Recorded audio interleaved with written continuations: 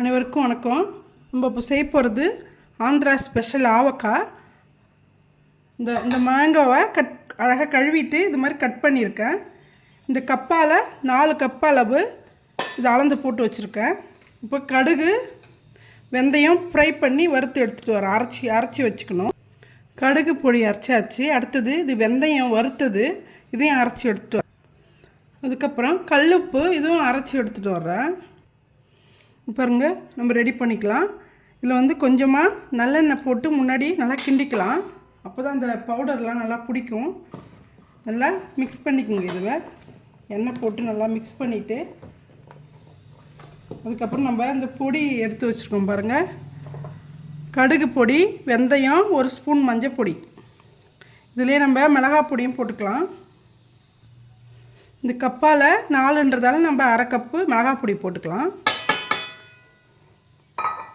அதே அளவுக்கு உப்பு போட்டுக்கலாம். அந்த அளவுக்கு நல்லா உப்பும் போட்டுக்கோங்க. உப்பு போட்டுட்டு பூண்டு உரித்து வச்சுருக்கேன். கொஞ்சம் உரித்தது, கொஞ்சம் தட்டி போட்டது. இது நல்லா தட்டினது தோலோட கொஞ்சம் உரித்து போட்டிருக்கேன். இதில் ஆயில் போட்டுக்கலாம். இந்த போட்டதை எல்லாத்தையுமே நல்லா மிக்ஸ் பண்ணிவிட்டு அதுக்கப்புறம் ஆயில் போட்டு நல்லா பிசைஞ்சு வைக்கணும்.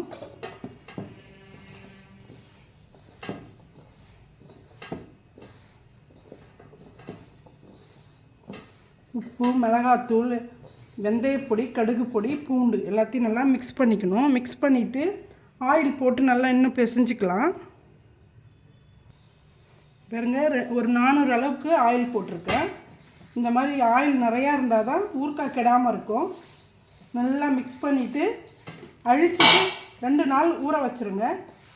அதுக்கப்புறம் 1 நாள் எடுத்து வெயிலில் வச்சுட்டு நம்ம ஜாடியில் அடைச்சி வச்சிடலாம். இது மாதிரி நல்லா அமுக்கி வச்சுருங்க. இன்னும் கூட ஆயில் பத்தலை, இன்னும் கூட ஒரு 200 அளவுக்கு போடலாம்.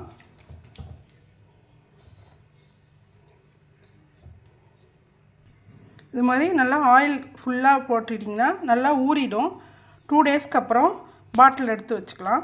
இந்த வீடியோ பிடிச்சிருந்தா லைக் பண்ணுங்கள், ஷேர் பண்ணுங்கள், கமெண்ட் பண்ணுங்கள், சப்ஸ்கிரைப் பண்ண மறக்காதீங்க. நன்றி.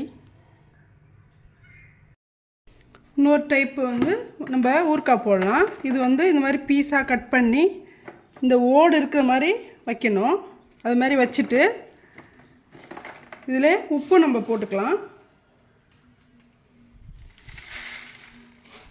இது ஒரு 2 கிலோ அளவுக்கு மாங்காய், ஒரு 2 கைப்பிடி அளவுக்கு உப்பு போட்டுக்கோங்க.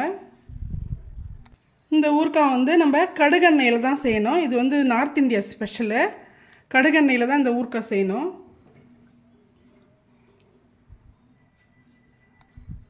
இதில் கொஞ்சம் வெந்தயப்பொடி போட்டுக்கலாம், வறுத்து பொடி பண்ணது. இதில் கொஞ்சம் பெருஞ்சீரகம் வறுத்து பொடி பண்ணது. ரொம்ப மைய அரைக்கக்கூடாது, கொஞ்சம் உடச்ச மாதிரி இருக்கணும். பாருங்கள், இது மாதிரி இருக்கணும். அதையும் போட்டுக்கலாம். கடுகு பொடியும் போட்டுக்கலாம், வறுத்து அரைச்ச கடுகு பொடி.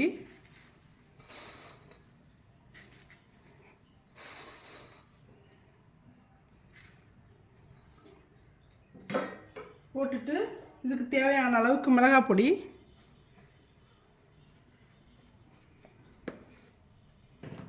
இந்த ஆயில் அப்படியே ஊற்றிக்கோங்க.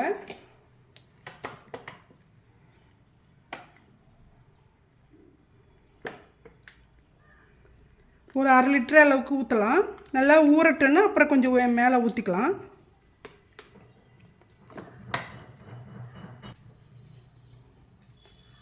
இதை நல்லா கிண்டிடுங்க. இது மாதிரி கிண்டிட்டு நல்லா ஊறட்டுன்னு மூடி வச்சிடலாம்.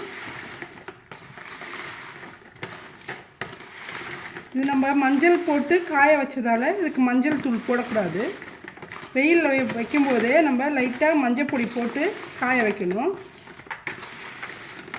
இது 1 வருஷம் ஆனாலும் கெடாது. நல்லா ஆயில் இன்னும் கொஞ்சம் போட்டு வச்சுக்கோங்க. இது நல்லா ஊறட்டும்.